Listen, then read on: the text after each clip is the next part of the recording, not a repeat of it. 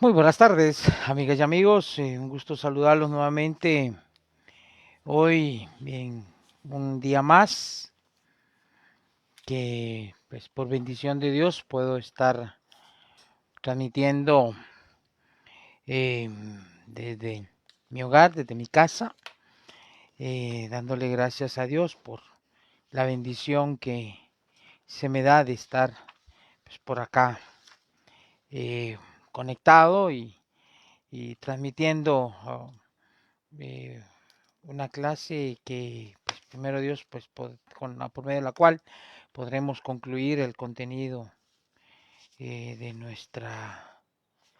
nuestras clases y ver, pues, considero pues que en términos generales hemos cumplido con las expectativas y con el contenido de nuestro curso. He tratado en lo posible pues de darle la mayor cantidad de insumos y compartirles la experiencia que mi ejercicio y mi función jurisdiccional me ha permitido ir pues acumulando para que ustedes en su vida profesional estén, tengan pues, los conocimientos necesarios e idóneos para cuando les toque que enfrentar y brindar una asesoría y estar con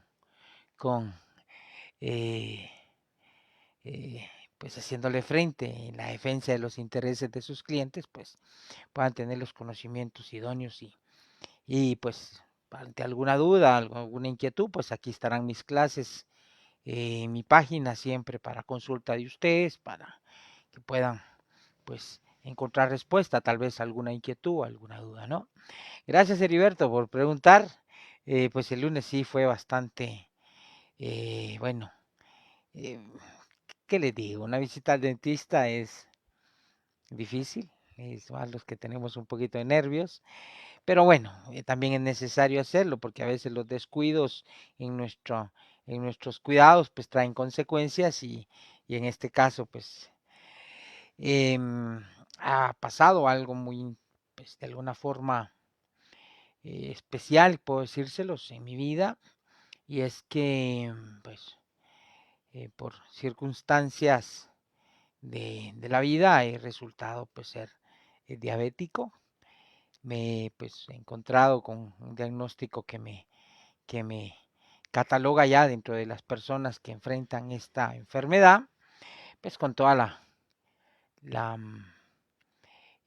buena actitud, con toda la disposición y hacerle frente, limitarnos pues, con la alimentación, con las bebidas y pues bueno, ahí sí que hacerle frente a esta nueva etapa en la vida y pues pedirle a Dios que esto pues no afecte mayormente a mi salud y pueda en un futuro pues no muy lejano encontrar la cura a esta enfermedad, tener pues, los controles, etcétera, etcétera. Lo cuento porque esto pues también ha influido un poco con el tema de mis muelas, de mi dentadura.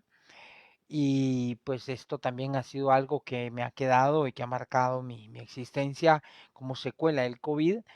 En julio del año pasado estuve padeciendo de esta enfermedad.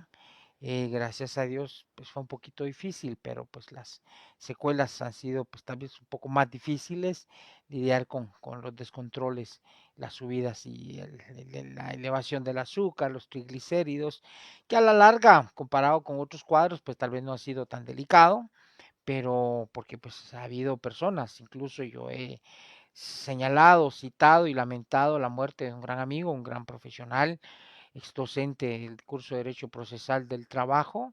De hecho, es la sección que yo tengo, en este caso la sección C, era una de sus secciones. El doctor Landelino Franco, él pues también pues estuvo haciéndole frente a esta enfermedad, el COVID y las secuelas de esta ingrata peste, pues hicieron mella en su salud y al extremo de que pues lamentablemente falleció.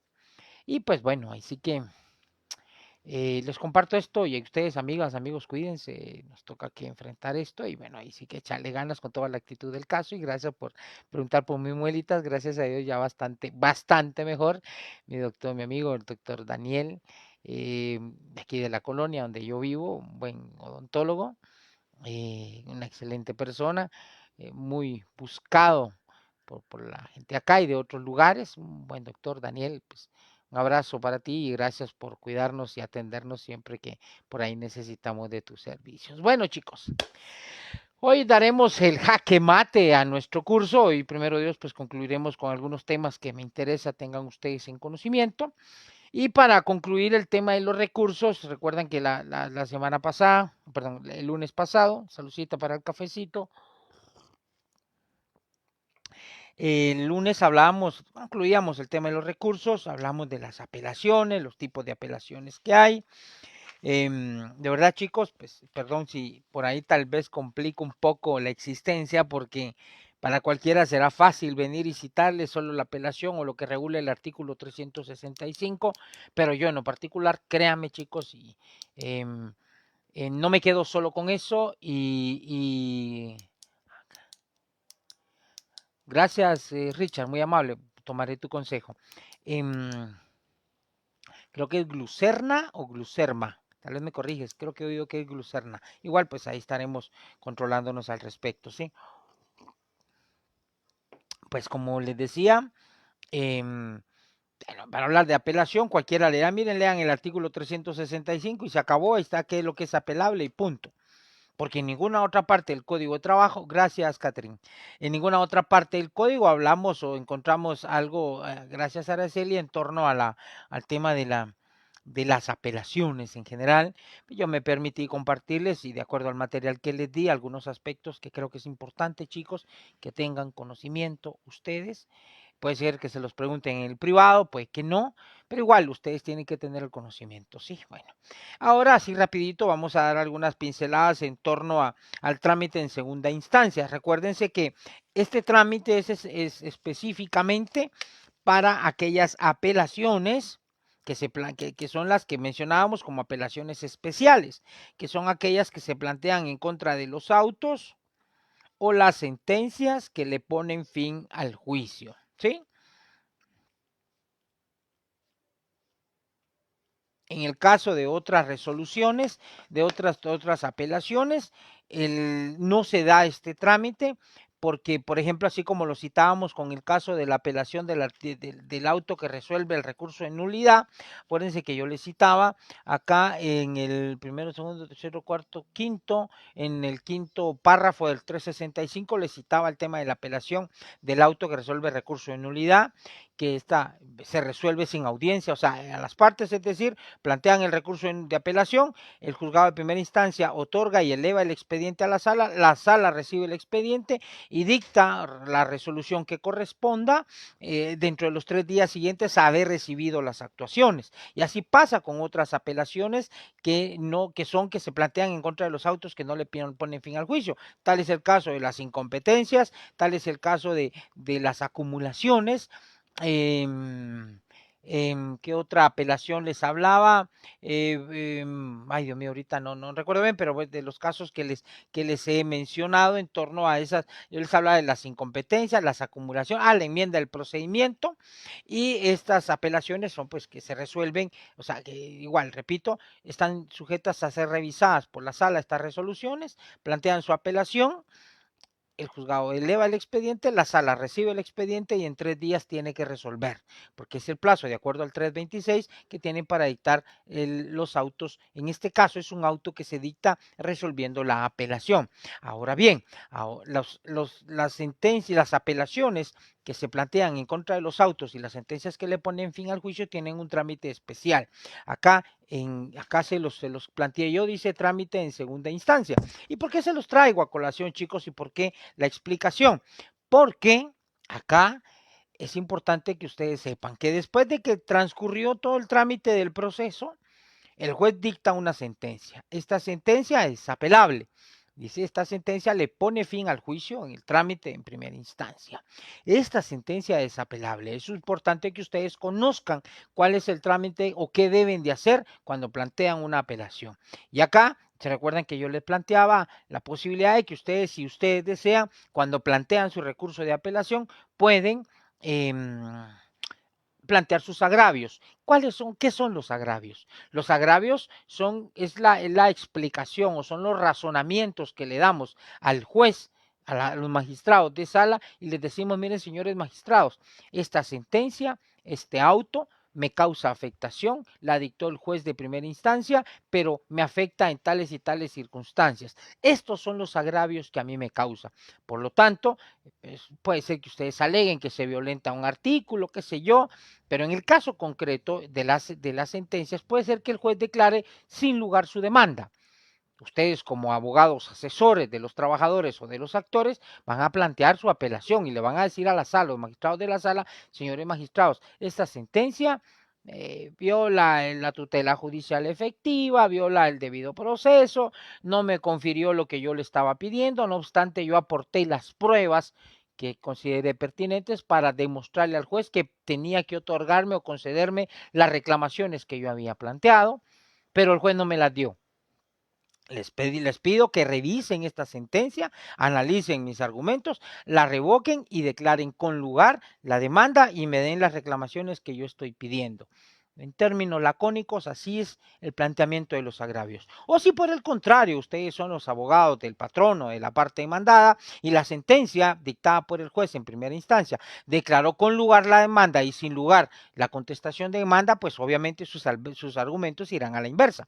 Esos agravios le van a explicar a la sala, a los magistrados de la sala, señores magistrados, el señor juez, al momento de dictar la sentencia, no hizo una correcta valoración de la prueba, no le dio valor probatorio a mis medios de prueba, con ello yo demostraba que el trabajador abandonó el trabajo, yo demostraba que el trabajador incurrió en una causal de despido y por lo tanto no procedía el reclamo otorgarle indemnización ni daños y perjuicios. Por lo que solicitamos que se revoque la sentencia, que se haga que primero se haga el análisis y estudio de la sentencia, se adviertan estos aspectos que nosotros estamos diciendo, que ustedes valoren la prueba y revoquen la sentencia y declaren sin lugar la demanda y con lugar la contestación de la demanda.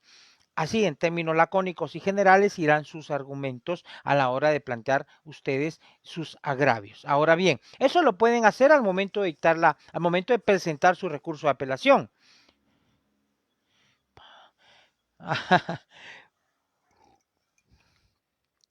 Pues yo no sé qué decidirán las autoridades facultativas, si pues confiarán en su servidor y me darán la oportunidad de dar el curso de Derecho Procesal del Trabajo 2. Si es así, pues será un gusto estar con ustedes nuevamente platicando, ¿sí? Si no, pues ya, como repito, Dios dirá y el señor decano y su junta directiva pues decidirán, considero en términos generales, lo mejor para la facultad, lo mejor para ustedes como estudiantes y pues ya veremos a ver qué pasa. Sí, bueno, regresemos a nuestro tema. No nos pongamos nostálgicos todavía, porque yo siempre soy medio lechugo. Bueno, regresando al tema. Pero ustedes, pues si ustedes desean, solo plantean la apelación. Sí, no dicen mayor cosa, solo le dicen, señor juez de primera instancia, no estoy conforme con la sentencia que usted ha dictado, por lo que planteo el recurso de apelación. Punto. No es obligado que lo hagan. Claro, ¿sí? No es obligado. Si lo hacen, mejor. Si no, no hay problema. Porque ya en segunda instancia van a tener que hacerlo. Si no lo hacen, corren el riesgo de que su recurso de apelación lo declaren sin lugar, no se entre a analizar o a conocer los argumentos que ustedes están planteando o puedan plantear como agravios y la sentencia quede firme tal y como la dictó el juez de primera instancia. Pero bueno, el juez de primera instancia recibe la apelación, la otorga, notifica a las partes y manda el expediente a la sala. La sala, dice acá, según la hojita, la imagen y la diapositiva que tienen ustedes, dice, recibidas las actuaciones, dará audiencia por 48 horas al recurrente para expresar sus agravios. Aquí esto lo encontramos en el artículo 368, ¿sí? Pero antes de entrar al 368, leamos el 367, es importante también. Dice, aquí está prácticamente el fundamento de lo que yo les decía, en relación a lo que va a hacer el juez de primera instancia cuando recibe la apelación. Interpuesto el recurso de apelación ante el tribunal que conoció en primera instancia, ojo, aquí, perdón, este artículo nos está diciendo ante quién tenemos que plantear el recurso de apelación. Ojo. Este lo concederá si fuera procedente y elevará los autos a la sala de apelaciones de trabajo y previsión social. ¿Se dan cuenta lo que les decía? O sea, el expediente es la apelación, el juez de primera instancia la recibe, la concederá si fuera procedente. Ojo, hay posibilidad que la apelación no sea procedente. ¿Por qué razón? Porque se plantee, por ejemplo, se plantee de manera extemporánea. Esa es una de las causas por las cuales a veces no se otorga la apelación. Recuérdense que hay plazos para interponer los recursos.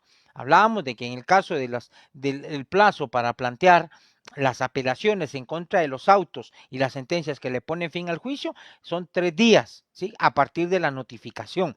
3 días. ¿Eso qué quiere decir? Chicos, de verdad, no se atengan. Es discutible para algunos esos 3 días. Si esos 3 días comienzan a correr a partir del día siguiente de la notificación o incluso o incluye el día de la notificación. Hay discusión al respecto, ¿sí? Entonces, de hecho, no hay una decisión o una resolución que en su momento establezca cuál es la interpretación adecuada. Pero mi consejo, ¿cuál es, chicos? Porque prácticamente, pues, de hecho, yo les decía hace algunos meses cuando empezábamos esta experiencia mutua, les decía, chicos, los preparo para la vida. Trato de darle los insumos y la preparación para su vida profesional. Entonces, mi consejo, ¿cuál es? Chicos, no se atengan. Cuando reciban ustedes una notificación de una sentencia, el día que les están notificando, tómenlo como que fuera el primer día. Tómenlo como que fuera el primer día. ¿Me explico? ¿Sí? Entonces, mentalícense ustedes que ese es su primer día y van a tener ya solo mañana, por ejemplo, si les notificaron hoy miércoles, van a tener jueves y van a tener viernes. No se atengan. Puede ser que haya algún juez que interprete la norma así como yo les digo, o puede ser que haya otro que diga, no, la vamos a interpretar de acuerdo a lo que señala la ley del organismo judicial. ¿Y por qué la ley del organismo judicial? Vamos a ubicarnos, chicos, en el artículo 45.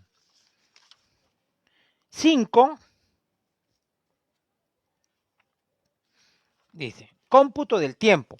En el cómputo de los plazos en toda clase de procesos se observarán las reglas siguientes, ¿sí? F. Todo plazo debe computarse a partir del día siguiente al de la última notificación, salvo el establecido o fijado por horas, que se computará como lo establece el artículo 46, ¿sí?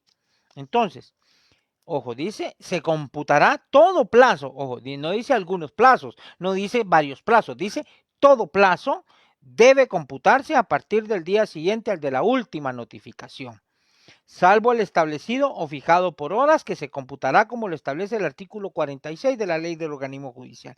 En este caso, el plazo fijado por horas empieza a correr a partir del momento en que les notifican. Si ustedes tienen un plazo en horas para plantear un recurso, tal el caso del recurso de revocatoria, que son 24 horas, les cuenta a partir de que ustedes fueron notificados. Pero ¿qué pasa si les notifican viernes a las 11 de la mañana? Viernes a las 2 de la tarde. ¿Qué pasa con esas 24 horas? ¿Qué pasa con el sábado y el domingo? ¿Cuenta o no? No cuenta.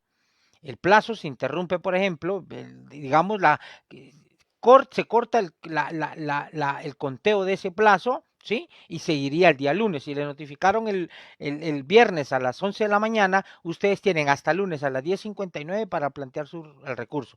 Ojo, los plazos vencen en la víspera. No vencen por ejemplo, muchos piensan que si hoy le notificaron a las 10:40, usted tiene hasta las 10:40 para plantear sus recursos. No, los plazos vencen en la víspera, vencen a las 10, por ejemplo, a las 10:39. O sea, no se atengan, chicos. Esto es para que ustedes en su momento consideren cómo interpretar de una manera menos gravosa, porque cualquiera querrá interpretarlo en un sentido más amplio para tener más tiempo. Ojo, es un albur que se juegan, es un riesgo. Mi consejo, interprétenlo en una forma restrictiva. Eso les va a evitar dolores de cabeza. Bueno, el punto es que ustedes, acá como les mencionaba, el 367 nos señala que cuando planteamos el recurso, el juez lo recibe, lo otorga si es procedente y eleva el expediente a la sala. ¿Sí? 367, primer párrafo. Segundo párrafo. Produce efecto suspensivo. Aquí ya viene el tema de las apelaciones. Aquí, ojo, vean esto. Produce efectos suspensivos la apelación contra las sentencias y autos que pongan fin al juicio. La apelación no produce efectos suspensivos cuando se interpone contra cualesquiera de las otras resoluciones apelables. Aquí en este párrafo es en donde encontramos esa diferencia entre esa apelación genérica, que es apelación que la planteamos, pero que no tiene ningún efecto suspensivo. El expediente se va a la sala va a revisar la resolución, el expediente continúa su trámite en el juzgado, no se detiene el proceso. Por ejemplo, cuando ustedes plantean una apelación de una incompetencia, la incompetencia no le pone fin al juicio. ¿Qué pasa con la incompetencia? La incompetencia, en la incompetencia, recapitulando un poco lo que ya vimos, se analiza si procede que el juez esté conociendo el caso, si es competente para conocer el caso. Pensemos que el juez no sea competente, ¿qué va a pasar? El expediente se va a ir con el juez que es competente, pero el proceso no va a terminar, ¿sí? Entonces, eso no le pone fin al juicio. Una acumulación. ¿Qué va a pasar con las acumulaciones? La acumulación tiene la intención de que dos demandas que son similares o que provienen de una misma causa se tramiten en un mismo expediente, ¿sí? Y se decidan en una misma sentencia, ¿sí? Entonces, ¿qué va a pasar con eso? O sea, si se declara sin lugar la acumulación, 0 bolas. Pero ¿qué pasa si se declara con lugar? ¿Se le pone fin al juicio? No. O sea, se acumulan los dos expedientes, los dos juicios y se continúa su trámite. El proceso no tiene fin. ¿Qué pasa con una enmienda al procedimiento? Una enmienda al procedimiento, yo no encuentro un caso, no tengo en mente uno, en el que la enmienda al procedimiento le ponga fin al juicio. No, no. Entonces, o sea, no le encuentro. Yo en particular no le encuentro. Habrá tal vez algún caso, y yo me recuerdo, tuve un caso, chicos, en el juzgado 13, era un incidente, no era un juicio ordinario, era un incidente de, dentro de una, era una denuncia de reinstalación, fíjense. Dentro de la reinstalación, miren, ese caso fue muy, muy sonado, un caso en contra de una fábrica de conservas y productos comestibles acá en nuestro país, Anabeli, un caso muy sonado, en donde pues, una persona fue despedida, al parecer la señalaban de ser conviviente del dueño de la fábrica esta en mención, pero trabajaba, fue despedida, pidió su reinstalación, se la dieron, y el tema es que esa denuncia de reinstalación pasó por varios juzgados, porque fueron recusando jueces, cayó al juzgado 13, y pues me toca aquí analizar el caso. Era una denuncia de reinstalación como de 7 piezas. Ya se había ido a la Corte de Constitución. Miren, jóvenes, ahí había pasado de todo, de todo. Y resulta que seguía tramitándose y estaba vivo el proceso porque había liquidaciones que se estaban presentando por salarios dejados de percibir. ¿Sí? En una reinstalación, pues que sale el tema de los salarios dejados de percibir, salarios caídos, etcétera, etcétera. Y esta denuncia, pues, estaban presentando liquidaciones. El punto es de que me tocó que analizar el expediente, todo, las 7 piezas, y consideré que había que enmendar el procedimiento y ordenar el archivo de esa denuncia, porque a la señora ya la habían reinstalado. El objeto de la reinstalación era que la persona sea reinstalada en su puesto. Esto lo veremos si Dios nos da licencia en nuestro próximo curso de Derecho Procesal del Trabajo 2. La persona sea reinstalada en el puesto y se le paguen los salarios dejados de percibir. ¿Sí? Bueno, en ese sentido, esta persona, yo encontré una actuación de como de unos 5 años atrás en donde ella efectivamente fue reinstalada y efectivamente le pagaron.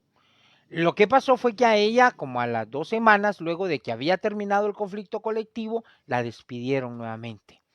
Entonces, si ya no había emplazamiento, ya no estaba vigente el conflicto colectivo de condiciones de trabajo, ella podía ser despedida y fue despedida.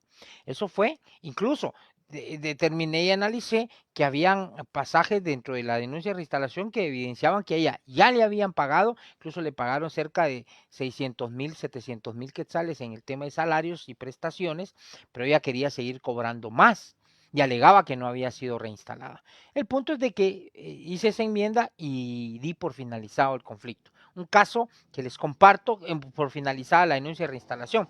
Caso único, único. Me gané quejas, me gané antejuicios, me gané denuncias, pero bendito Dios, con una resolución bien fundamentada, pues no hay mayor objeción, o uno no puede ser, de alguna manera, considero yo, pues molestado o perturbado en relación a las cosas a las decisiones que uno toma. Les comparto esto, chicos, porque con el tema de los recursos hay que considerar y hay que ver, repito, que hay apelaciones que tienen efectos suspensivos y otras que no. Entonces, las que no tienen efectos suspensivos son aquellas otras apelaciones. Las únicas apelaciones que tienen efectos suspensivos son las que se plantean en contra de los autos o las sentencias que le ponen fin al juicio. ¿Estamos? Va. Hecha esta acotación, regresamos al 367, tercer párrafo. La apelación sin efectos suspensivos los adquiere si al continuar conociendo el tribunal de primer grado llegara el momento de dictar sentencia y no estuviera resuelta la apelación. En tal caso, el fallo de primera instancia será pronunciado hasta que causa ejecutoria lo resuelto por el tribunal de segundo grado. ¿Qué significa esto? Ustedes plantean la apelación en contra del auto de la incompetencia. El juez manda el expediente, pero se queda con una copia, con el duplicado. Seguimos tramitando. Puede ser que la apelación y con lo cargados que están los órganos jurisdiccionales, las salas, pues se tarde algún tiempo en resolverse. Pero puede ser que en ese tiempo el juez siga tramitando el proceso. El juez señala y convoca a las partes a juicio oral, lleva a cabo el juicio oral, recibe las pruebas y el proceso ya está para dictar sentencia, pero el expediente no ha regresado de la sala. Entonces acá dice, la apelación no tiene efectos suspensivos, es decir, no suspende el trámite del proceso, ¿sí? Sí, el proceso continúa, pero el proceso llegará un momento en que quedará en estado de resolver, es decir, que lo único que va a faltar en el expediente es la sentencia, y el legislador en este último párrafo le dijo al juez, señor juez, si usted otorgó una apelación sin efecto suspensivo y usted siguió conociendo el proceso, usted se va a tener que quedar estancado cuando ya haya tramitado todo el proceso y lo único que haga falta será dictar su sentencia. Usted ahí detiene el proceso. Entonces, ahí ya la apelación adquirió efectos suspensivos, porque ya el proceso, ya no hay otra cosa que hacer más que dictar la sentencia. Entonces se queda esperando hasta que regrese de la sala. ¿Estamos? Bueno. 368, aquí ya vamos a lo que les mencionaba de las 48 horas. Recibidos los autos en la sala de apelaciones de trabajo y provisión social, por la apelación interpuesta, dará audiencia por 48 horas a la parte recurrente, es decir, a la parte que está planteando el recurso de apelación, a efecto de que exprese los motivos de su inconformidad, o sea, sus agravios. Vencido este término, se señalará día para la vista, la que debe efectuarse dentro de los 5 días siguientes y dictará sentencia 5 días después, bajo su estricta responsabilidad de sus titulares. 369. Si dentro del término de 48 horas concedido al recurrente, o sea, las 48 horas para expresar los agravios, este pidiere que se practique alguna prueba denegada en primera instancia, en la cual hubiere consignado su protesta, aquí pónganle ustedes a este ver artículo 356.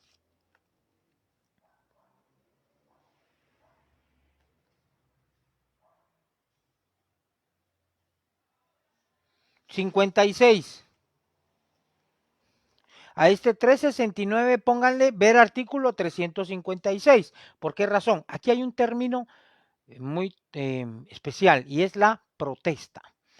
Cuando yo les expliqué en su momento, si a ustedes, por ejemplo, en un caso, el juez dice, mire señor juez, el juez les dice, mire, esta prueba no la voy a recibir porque es impertinente, esta prueba no la voy a recibir porque es extemporánea, esta prueba no la voy a recibir porque es contraria a derecho. El juez puede decidir que una prueba no la recibe. Entonces, ante esa decisión del juez, ustedes tienen que formular su protesta del artículo 356. Señor juez, deseo que se quede asentada mi protesta para que en segunda instancia se analice si es pertinente recibir esta prueba. Punto. Y aquí ya viene y cómo amarramos ese 356 con esto del 368, porque dice, si dentro del término de 48 horas concedido al recurrente, o sea, cuando ustedes les dieron 48 horas para expresar agravios y a ustedes en primera instancia no les recibieron una prueba, al momento de evacuar esa audiencia de 48 horas, ustedes tienen que solicitarle a los magistrados de la sala que reciban esa prueba que ustedes protestaron su no admisión en primera instancia. ¿Estamos? Ese es el momento idóneo, principio de concentración y preclusión procesal. Si dentro del término de 48 horas concedido al recurrente este pidiere que se practique alguna prueba denegada en primera instancia en la cual hubiere consignado su protesta, el tribunal, ojo, vean aquí también, si lo estima procedente, porque todavía la sala falta que decida si la acepta o no, con noticia a las partes señalará audiencia para la recepción de la prueba o pruebas solicitadas que deben practicarse en un término de 10 días. ¿Estamos? O sea, si ustedes en las 48 horas piden que se reciba una prueba, la sala tiene un plazo de 10 días para recibirla. Va a señalar una audiencia y les va a notificar. ¿Sí? Practicada la prueba o vencido dicho término, la sala dentro de un término no menor de 5 ni mayor de 10 días dictará la sentencia. Implica responsabilidad para la sala o para el magistrado o magistrados imputables del retraso no haber dictado su fallo en el término de 10 días antes indicado. ¿Sí? Entonces, ojo, aquí regresando a la diapositiva. Le dan audiencia por 48 horas, ustedes expresan sus agravios y acá, si ustedes consideran que se debe recibir una prueba, pueden, al evacuar esa audiencia, pueden pedir que se reciba esa prueba. Esa prueba, hay un plazo máximo de 10 días para celebrar la audiencia, para señalar la audiencia y recibir esta prueba, ¿sí? Luego, dice... acá nos vamos a regresar al 368. Dice, al hablar después de que vencieron las 48 horas, dice, vencido este término, se señalará día para la vista, la que debe efectuarse dentro de los 5 días siguientes. ¿Sí? Aquí estamos hablando día para la vista, el artículo 368, ¿sí? Y dictará sentencia, dice, 5 días después, bajo la estricta responsabilidad de los tribunales. Acá entendamos que hay dos opciones. Una, si ustedes, vean aquí, plantean la apelación y plantean agravios, ¿sí? Evacuada, cuando ustedes evacúan esta audiencia, la sala tiene 5 días para señalar vista. En la vista ustedes puede ser una vista pública, como las que hemos visto que a veces hacen en la Corte de Constitucionalidad, o una vista en la cual únicamente se va a evacuar por escrito. Ahí reiterarán ustedes sus argumentos. En la vista ustedes le van a hacer ver tanto el recurrente como la contraparte, como el que no apeló, el que incluso, porque usted dirá, mire, Lick, si yo no presenté apelación, ¿yo qué puedo alegar? Ojo, ahí vamos. En esa audiencia para la vista, ustedes, los que no apelaron, le van a decir a los señores de la sala por qué la sentencia no debe de ser revocada. Ustedes, los que no apelaron, los que sí estaban conformes con la sentencia, le van a decir a la sala, a los magistrados de la sala, señores magistrados, la sentencia debe mantenerse, se hizo una correcta interpretación, una correcta valoración de la prueba, una correcta argumentación del juez que sostiene su fallo y la sentencia debe mantenerse. Eso lo van a plantear ustedes al momento de la que se señale día para la vista. ¿Sí? Luego, ojo, que aquí ya, si por ejemplo se pidieron que se reciba prueba, ya vieron que se da opción a que se reciba esta prueba dentro de los 10 días. Recibida la prueba o señalada a la vista, ¿sí?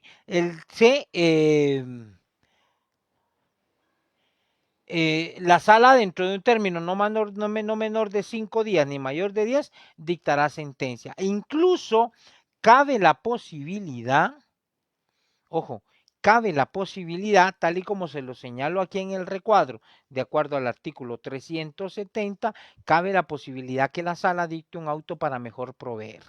¿Sí? cabe la posibilidad que los magistrados de la sala consideren que es necesario hacer uso de esa facultad que le da el artículo, que regula el artículo 357 y pueden dictar un auto para mejor proveer. Si esto no se da, pues igual reitero, sigue el plazo de los 5 días, no menor de 5 ni mayor de 10 días para dictar la sentencia. Acá concluye el trámite de esta segunda instancia. ¿Qué recursos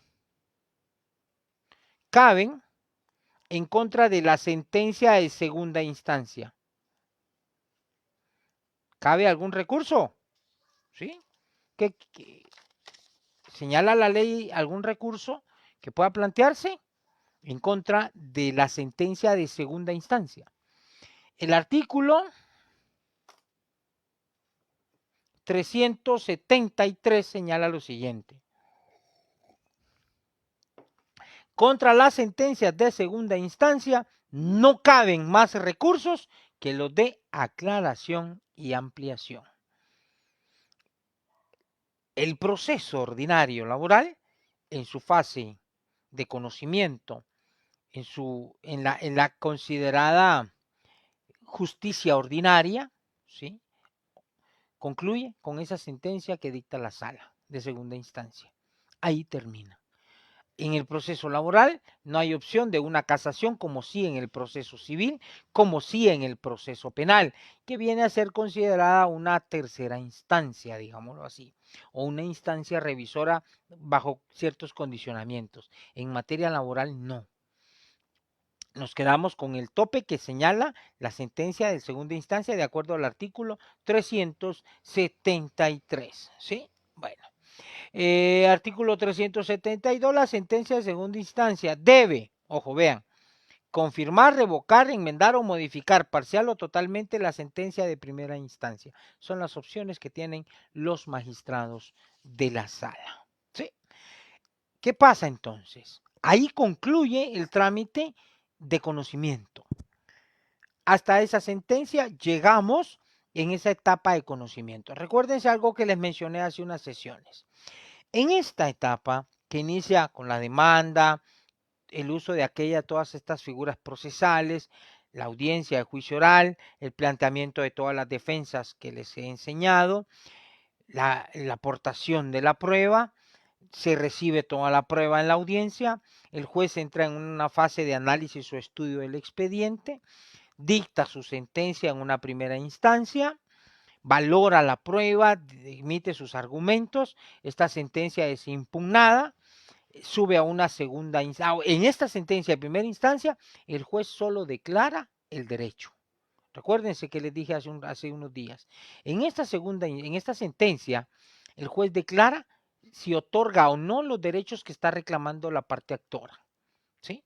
Nada más. Esa es la única finalidad, pero no determina cantidades, no determina montos. Chicos, de verdad, es antijurídico que en una demanda ustedes pidan que el juez, o planteen en sus peticiones de sentencia, que el juez ordene el pago de determinada cantidad. Eso no se hace en primera instancia. Eso no se decide en sentencia. El juez va a decidir todos los aspectos que considerará idóneos para que luego en una etapa que vamos a conocer en un momento, llamada fase ejecutiva, el juez decida cuáles son los montos que le corresponden, a las prestaciones o reclamaciones laborales formuladas por el actor. ¿Me comprenden? O sea, en la sentencia solo se declara el derecho, mas no se establecen cantidades. Eso ya viene en la otra etapa que dejó establecida el legislador en nuestro Código de Trabajo. Entonces, tanto la sentencia de primera instancia como la sentencia de segunda instancia solo van a declarar si procede o no el derecho que se está reclamando en la demanda. ¿Sí? Las cantidades, eso ya es otro escenario. Ya, entonces, llegamos a esa sentencia de segunda instancia. ¿Qué pasa? La sentencia queda firme, ya no hay otro recurso que se pueda plantear. La sala certifica su fallo porque, ojo, nosotros mandamos el expediente de primera instancia, todo lo que pasó hasta la sentencia, lo mandamos a la sala. Cuando el expediente llega a la sala abre otro expediente, ¿sí? Siempre con el mismo número que llega de primera instancia. Y ahí acumula las actuaciones que ellos realizaron en esa segunda instancia. Cuando el expediente, ya cuando la sala ya dicta sentencia, regresa al juzgado el expediente, pero solo manda lo que se conoce como la ejecutoria del fallo de su sentencia de segunda instancia. Manda una fotocopia certificada de esa sentencia dictada en segunda instancia, la famosa ejecutoria. La regresa con el expediente al juzgado, va la copia de la sentencia. En esa sentencia de segunda instancia se va, como lo menciona el artículo 372, se va a reformar, se va a confirmar, revocar, enmendar, modificar parcial o totalmente la sentencia, ¿sí?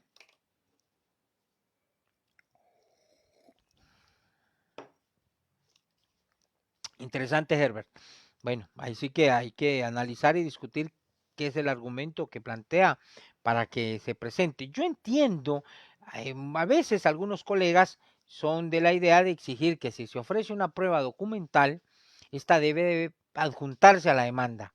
Sí. Ahora bien, hay un artículo que da la pauta a que esa prueba se diga dónde está. Tal vez yo no la tengo.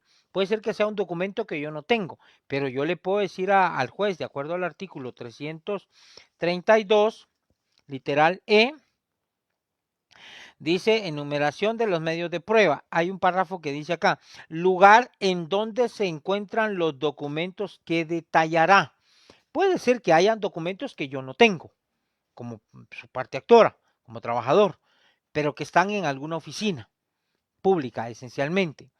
Por ejemplo, algún informe estadístico de los que establece el Código de Trabajo que deben enviar los patronos todos los años, la copia del contrato, ¿sí? Puede ser que el contrato, de hecho el contrato se envía al Departamento de Registro Laboral, creo yo que ese es el nombre, y ahí está la copia del contrato, te digan miren qué fecha se hizo, en qué fecha se envió, y ahí puede que esté, y van a pedirle que a esta oficina te entregue copia de esos documentos. Puede ser que haya, pues no sé, repito, no sé, habría que conocer en qué circunstancias es que el juez ordena que se acompañen estas pruebas. Si se tienen, ¿por qué no presentarlas? No se ve por qué no hacerlo, ¿verdad? Eh,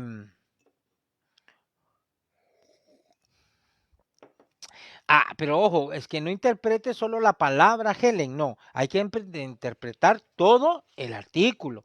El artículo no dice la sentencia parcial, no, dice el 372, la sentencia de segunda instancia debe, uno, confirmar, revocar, enmendar o modificar parcial o totalmente la sentencia en primera instancia. O sea, no interprete o no use solo la palabra parcial, ¿sí? En ese caso hay que considerar que puede ser que la sala decida modificar parcialmente la sentencia, yo no lo sé. Puede ser que la sala, en efecto, puede ser, por ejemplo, pensemos en algo, va, miren pues, puede ser que el demandado, ¿sí? Plantee la excepción de prescripción, porque puede plantearla hasta antes de dictarse sentencia en segunda instancia. Y puede ser que le diga, mire señor juez, resulta que el reclamo de la indemnización está prescrito, señor magistrado de la sala. Entonces, ¿qué va a pasar? Esa excepción va a hacer que la sentencia sea modificada parcialmente, la sentencia de primera instancia va a hacer que sea modificada. ¿Por qué razón? Porque la sala puede ser que si es viable la prescripción que alega la parte demandada, puede ser que diga, ok, es cierto, el reclamo de la indemnización estaba prescrito, se hizo fuera de los 30 días que establece el Código de Trabajo, creo que el 260 o 59, entonces, la indemnización es improcedente, así como los daños y perjuicios y las costas procesales. Entonces, ¿qué va a hacer la sala? Va a revocar parcialmente, va a modificar parcialmente esa sentencia de primer grado. ¿Por qué? Porque en primer grado puede ser que le hayan dado la indemnización, daños y perjuicios y costas, pero puede ser que a la luz del planteamiento de esta excepción, los magistrados de la sala revoquen el otorgamiento de esa indemnización y modifiquen parcialmente la sentencia. A eso se refiere. Entonces, mire, la sala puede confirmar en su totalidad la sentencia, Si hay un buen argumento y revoca algo que el juez dio en primera instancia, lo va a revocar y va a modificar parcialmente la sentencia. En fin, depende de lo que se esté planteando. ¿Estamos? Bueno, después daré más respuesta a sus inquietudes. Les mencionaba, la sala envía el expediente con la certificación o la ejecutoria de su fallo. ¿Qué pasa? Cuando el expediente regresa al juzgado, aquí ya nos vamos y está automáticamente, al recibirse el expediente, se abre la fase ejecutiva, automáticamente. El juez dicta, recibe el expediente por recibida la ejecutoria emitida por la sala, ¿sí? Y obviamente cuando la sala manda esa ejecutoria es porque la sentencia ya está firme. Y aquí nos vamos al artículo 425. En primer término dice, debe ejecutar la sentencia el juez que la dictó en primera instancia. Yo, juez 15, dicto una sentencia, yo, juez 15, debo de ejecutarla. Es decir, debo de llevar a cabo esta fase ejecutiva. Las sentencias dictadas por los tribunales de arbitraje deben de ser ejecutadas por el juzgado de la zona económica que recorre, esto es del curso de Derecho Procesal del Trabajo 2. 426, vean. Para el cobro de toda clase de prestaciones reconocidas en la secuela del juicio, ¿cuál es la secuela del juicio? Sentencia. Secuela del juicio es sinónimo de sentencia. Repito, para el cobro de toda clase de prestaciones reconocidas en la secuela del juicio, o sea, en la sentencia, o en sentencia firme de los tribunales de trabajo y previsión social, así como para las demás prestaciones a que se refiere el artículo 101 de este código, el juez de oficio y dentro del plazo de 3 días de notificada la ejecutoria o de aceptada la obligación, practicará liquidación que corresponda, la que se notificará a las partes. Es decir, el expediente llega con la sentencia, independientemente como la haya dictado la sala de apelaciones, pero si se mantiene vigente, porque incluso puede ser, señores, que la sentencia de primer grado la haya declarado el juez sin lugar, pero resulta que la sala la revoca y dice que no, que va con lugar y debe de dársele todo lo que el trabajador estaba pidiendo. Entonces, ahí ya vienen los parámetros y en base a eso que se analizó y que se resolvió en esa segunda instancia, se hace la liquidación. La liquidación no es más que ponerle números a las reclamaciones que fueron otorgadas en sentencia. Si está pidiendo indemnización, hay que ponerle monto a la indemnización, aguinaldo, vacaciones, bono 14, bonificación anual. Si está reclamando daños y perjuicios, hay que ponerle cantidades. Esa famosa, entre comillas, liquidación es esa resolución en la cual el juez de primera instancia le establece, determina los montos. Veamos el siguiente párrafo. Contra la liquidación no cabrá más recurso que el de rectificación, que procede cuando al practicarse esta, o sea, la liquidación, se incurra en error de cálculo. Dicho recurso debe interponerse dentro de 24 horas de notificada la liquidación y en el memorial respectivo se determinará concretamente en qué consiste el error o errores expresándose la suma que se estima correcta. Este recurso será resuelto de plano sin formar artículo, o sea, sin mayor razonamiento, o sea, más allá de la revisión que se hace en torno a esos eventuales errores de cálculo que se pudieron hacer. No más que hacer una revisión matemática y no admitirá impugnación alguna. Vamos a la diapositiva de los recursos. Acá teníamos esta de los recursos donde está el tema de la apelación. Después de la apelación está el recurso de rectificación. ¿Se acuerdan que les dije que lo íbamos a ver más adelante? O sea, ya llegó el momento. Plazo para interponer el recurso de rectificación son 24 horas contados a partir de que notificaron la liquidación. El objeto del recurso de rectificación es que se rectifique, ¿sí?, algún mal cálculo que se hizo en la liquidación, que se corrija algún error. Puede ser, nos pasa, chicos, a mí me ha pasado frecuentemente que metemos la pata y nos equivocamos con los cálculos. y ponemos cantidades a veces que son menores u otras que a veces que son mayores. Metemos la pata. Entonces, ojo, que ahí ustedes, los asesores, las partes, tienen que estar atentos, porque cuando les llega una liquidación, ustedes revisen los cálculos. Ah, bueno, me parece, está bien, es aceptable, no hay problema. Pero si hay algún error, háganselo ver, porque si ustedes no hacen eso, la liquidación se queda así y el problema va a ser para ustedes. Y se resuelve, ojo, se resuelve dentro de 24 horas después de planteado dicha rectificación. ¿Sí? Bueno, vamos a ver. Primer paso, el juzgado recibe el expediente, recibe la ejecutoria, inmediatamente ipso facto, hace la liquidación, la notifica a las partes. Ustedes revisan a las partes, alguna que se considere afectada, tiene 24 horas para plantear recurso de rectificación. ¿Sí?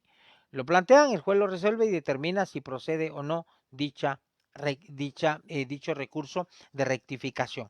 Vamos al siguiente párrafo, tercer párrafo, dice.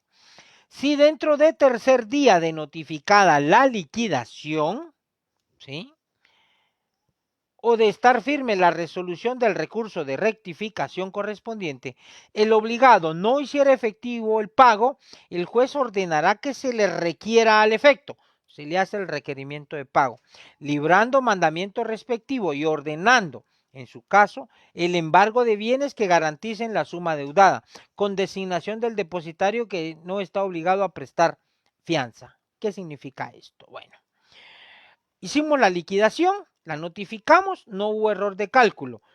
Esperamos a que pasen 3 días. Si el demandado no pagó, le mandamos a requerir de pago. Y ordenamos el libre mandamiento de ejecución. Entonces, dice, así de sencillo. Liquidación, determinamos cantidades, se establece el monto total, se notifica a las partes, no plantearon rectificación, esperamos los 3 días, no pagó, mandemos a hacer el requerimiento. Y en el requerimiento, nosotros los jueces podemos ordenar incluso el embargo de bienes que alcancen a cubrir el monto de lo adeudado. ¿Sí? Bueno.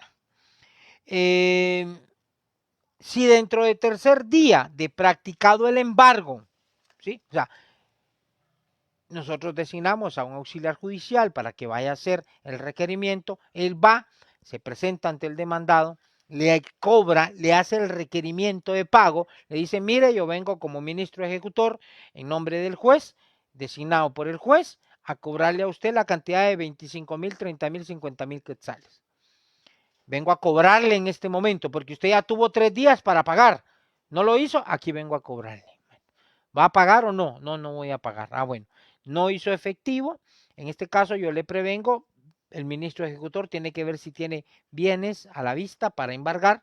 Puede embargar cualquier bien que tenga a la vista. Puede hacerlo, ojo con eso. Que lo hagan es otra historia.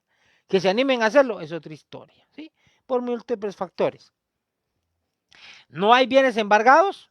¿O sí hay bienes embargados? O sea, el notificador auxiliar judicial le informa al juez, mire señor juez, no hizo efectivo el pago, no se pudieron embargar bienes, no se tuvieron bienes que embargar, bienes a la vista para embargar, le informo para que usted decida lo pertinente. Llega esa información al juzgado y aquí viene lo siguiente. Dice, si dentro del tercer día de practicado el embargo, o sea, de repente encontraron algún bien, algún carro, alguna casa, algún bien que fuera embargable y lo embargaron, dice, si dentro del tercer día de practicado el embargo, el deudor no solventare su obligación, o sea, llegaron, le cobraron, hicieron la liquidación, tuvo 3 días para pagar, no pagó, se ordenó cobrarle, le cobraron, no pagó, se ordenó el embargo de bienes, se encontraron algún carro, algún bien inmueble incluso, y dice acá, no, dice, si dentro del tercer día de practicado el embargo, el deudor, o sea, el patrono en la mayoría de casos, no solventare su obligación por el valor de la deuda, se sacarán a remate los bienes embargados, debiendo tener verificativo en un plazo que no exceda de 10 días, sin necesidad de que se hagan previamente publicaciones, pero estas se harán a costa del solicitante si una de las partes lo pidiere. Bueno, ¿Qué pasó? Se embargaron bienes. Todavía se le dan otros 3 días después de que se embargaron estos bienes. No pagó. El juez va a señalar día para el remate de estos bienes. Y se tendrá como base del remate la cantidad que deba en cuanto a las reclamaciones laborales. ¿Sí? Incluso dice, se celebrará el remate dentro de 10 días siguientes sin necesidad de hacer publicaciones. Yo creo que en su curso de procesal civil ustedes ya han visto que los remates o los embargos en materia civil tienen un costo, los remates se tienen que hacer también y hay que hacer publicaciones. Yo en mis casos laborales, en mis años como juez, he tenido que hacer como en unos 3, 4 casos, escrituras traslativas de dominio en rebeldía del dueño del inmueble, otorgándoselo en pago al trabajador. Lo he tenido que hacer. Entonces acá vamos a ver, aquí vamos a leer más adelantito, que todavía el deudor tiene chance de pagar, pero si no paga, pues los bienes se le pueden adjudicar en pago al deudor, al acreedor, al trabajador en estos casos. Dice, en el acta de remate el juez declarará fincado en el mejor postor o en el ejecutante, según el caso, sin que dicho remate pueda abrirse ni sea necesaria posterior aprobación. Es decir, se saca a venta el inmueble, no hay postores, el bien se puede adjudicar en pago al actor, al trabajador, independiente, incluso, ojo, que acá no hay necesidad de tasación, ojo. Aclaro esto por aquello de que haya preguntas al respecto, inquietudes en relación a qué pasa si el bien es de mayor valor. Es problema del deudor, ya no es problema ni del trabajador ni del el juzgado. ¿Y qué pasa si el bien está en copropiedad? Bueno, en su caso, solo se van a sacar a remate los derechos de copropiedad del deudor. Los otros derechos se tienen que respetar.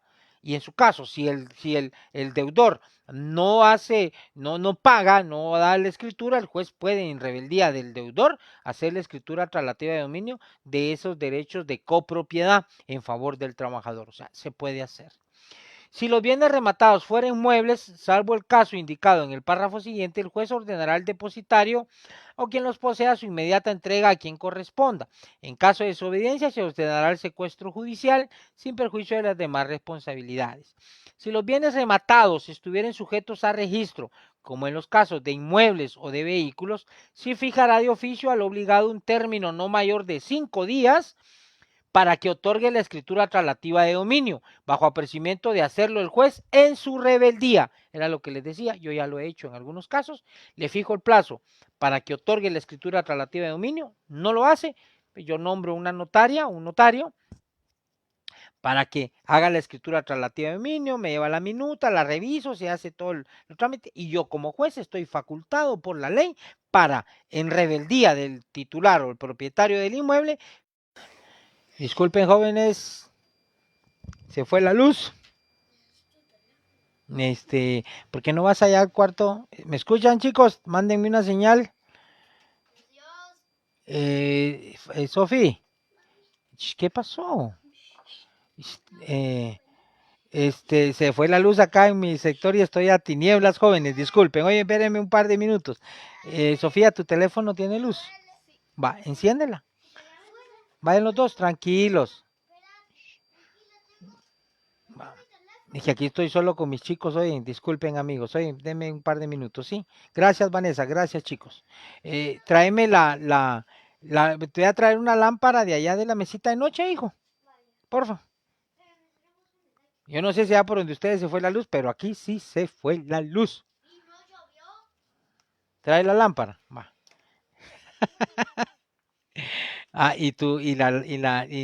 Tráeme la lámpara, la que están en la mesita de noche.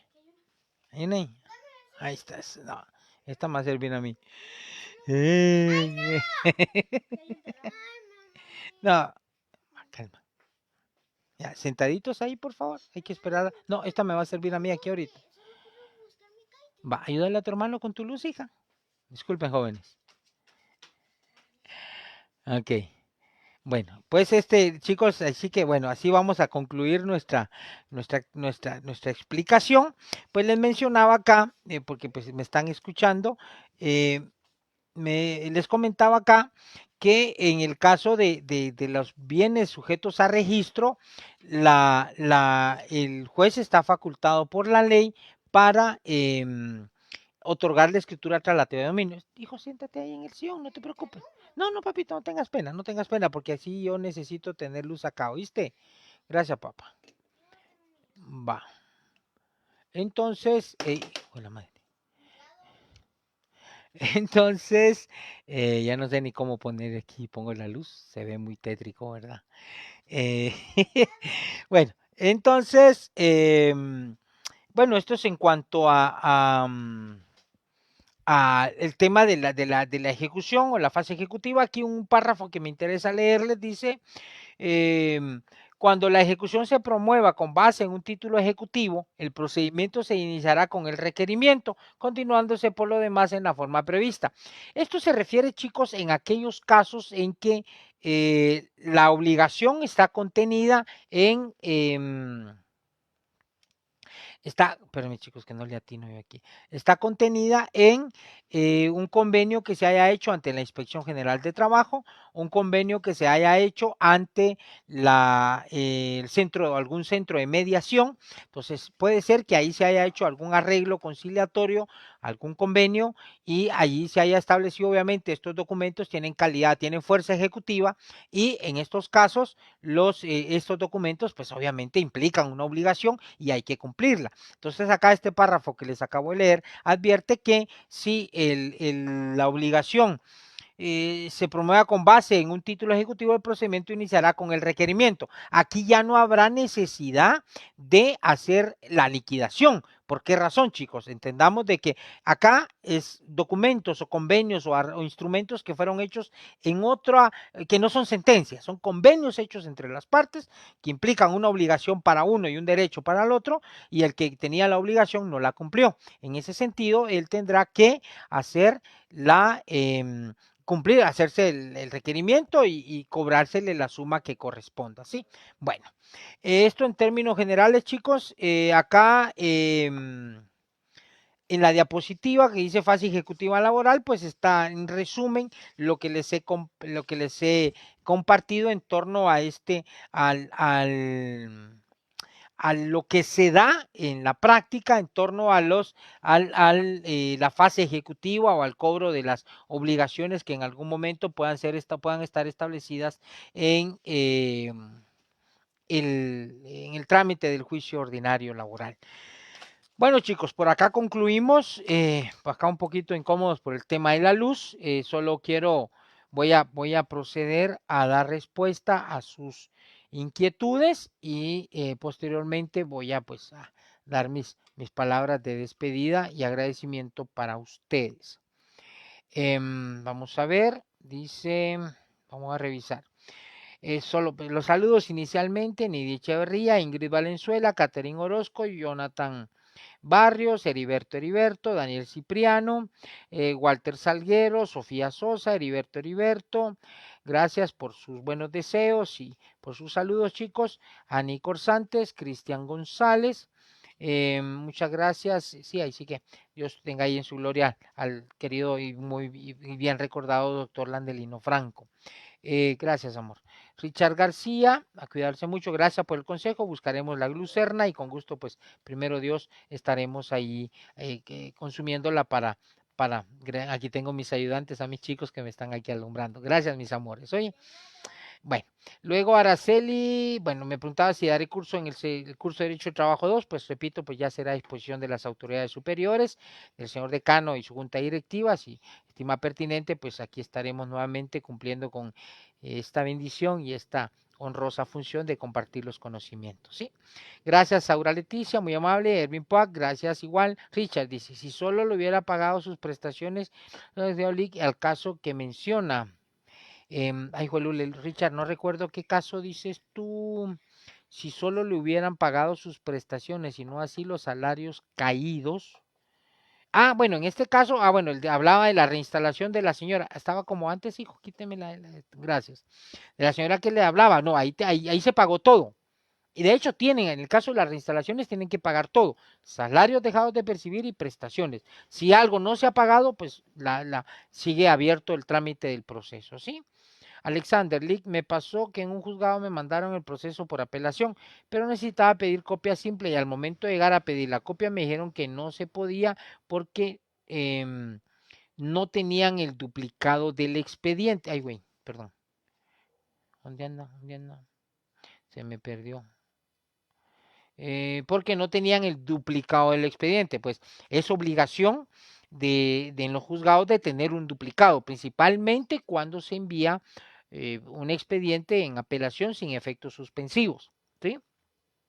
Tiene que haber un duplicado, de hecho el Código de Trabajo así lo exige, pues están sujetos a las denuncias correspondientes por no tener ese duplicado. Mayra Álvarez, buenas tardes igual. Herbert Valverde dice, hay un juez en pluripersonal que exige que presenten conjuntamente con la demanda las pruebas. Bueno, ya platicamos al respecto, pues habría que considerar y a ver a qué se refiere eso. Helen, pues ya te respondí. Herbert, la exige con la demanda. Bueno, eso es que es un aspecto netamente del área civil, procesal civil, en donde sí, conforme a lo que platicamos en alguna de nuestras clases, sí, algunos exigen, de hecho el Código del Procesal Civil y Mercantil así lo exige, que debe de presentarse la aplica, porque incluso ahí sí se exige plica, en el proceso laboral no es obligado presentar plica, puede ser el día de la audiencia presentar el pliego de posiciones, eso ya está más que superado y va de la mano con el poco formalismo, ¿sí? Luego dice Car, licenciado, ay, güey, esperen chicos, que yo no sé qué. Acá, en juzgado me mandaron, un juez pluripersonal, dice, licenciado, si la parte actora fue declarada rebelde, se dicta sentencia, ¿podría en segunda instancia ofrecer pruebas para ejercer su derecho? No, no. De hecho, entiendan ustedes, y se lo repito aquí, Car, si usted no llega a la audiencia, el juez tiene que recibir las pruebas que usted ofreció y que están incorporadas. Ya, si usted no las incorporó, y ahí sí es donde sí, de alguna manera advierte uno como que tiene cierta razón el hecho de que se exija que los documentos se acompañen a la demanda, porque si usted no llega, ya no va a tener oportunidad de presentar esos documentos en otra oportunidad. En segunda instancia, no se los van a recibir, porque es como que usted estuviera ofreciendo o presentando nueva prueba, y ahí eso no es procedente. Si usted la ofreció en primera instancia, pero no la aportó, en segunda instancia difícilmente se la reciban, creo que no. Darwin Dionisio, Liga, entonces el que embarga los bienes lo realiza, sí, de hecho, cuando nosotros mandamos a cobrar las reclamaciones laborales, libramos lo que se llama un mandamiento de ejecución. Y este mandamiento contiene el nombramiento de la persona del ministro ejecutor. Y ahí nosotros lo facultamos al ministro para que haga él el embargo de bienes. Los bienes que tenga a la vista, él puede embargarlos, ¿sí? Entonces, es el ministro ejecutor el que puede hacerlo. Está facultado para hacerlo. Que no lo hagan es otra historia. Sica Miranda, ¿por qué el auto de liquidación queda firme en 3 días? No, no es que quede firme en 3 días, Miranda, es una interpretación equivocada. El auto queda firme dentro de 24 horas si no se plantea recurso de rectificación. La ley le da 3 días al deudor para que pague. ¿Para qué? Pague. Sí, pero la firmeza del auto de liquidación la adquiere si vencida las 24 horas no se plantea recurso de rectificación. Gracias Héctor, Ale, Ani, muchas gracias, Nelis, igual, pues se nos fue la luz aquí con Lamparita, concluimos, Vanessa Alonso, muchas gracias, Jessy, Nidia, Daniel, Merlin, muchas gracias, Estefanía, Heriberto, Estefanía, Edwin, aquí estamos igual, Misty Rachón, también se fue la luz, híjole, también hay que tener cuidado, también Lick, Ingrid Valenzuela dice, pues en varios lados se fue la luz al parecer, Yesenia, Daniel, en Toahuate se fue la luz, híjole. Se fue la luz.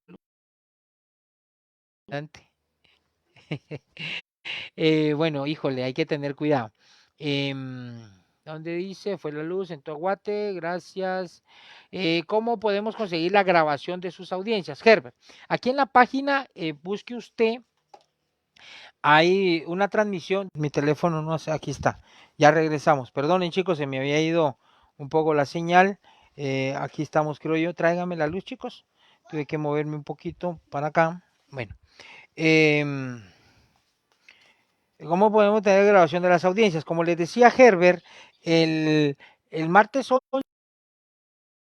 Martes Santo, busque usted aquí en mi página, va a encontrar unas transmisiones que hice de unas audiencias que llevé a cabo en el juzgado. Ahí están, una audiencia que contiene varios pasajes, varias actuaciones que se hicieron y también hay una audiencia que hice sin la presencia de las partes. Aquí, ok. Ahí hay unas, perdón chicos, pero se está yendo la señal temas ahí en la página, ahí en la cuenta de Telegram, ahí pueden ubicar ustedes también las grabaciones Herbert. Araceli Pimentel, tema del examen final, todo lo que hemos visto, todo lo que vimos, obviamente la mayor carga será de lo que vimos en esta última parte. Está malísima la señal. Pues como les mencionaba, también fue, bueno, perdón chicos. Igual, bueno.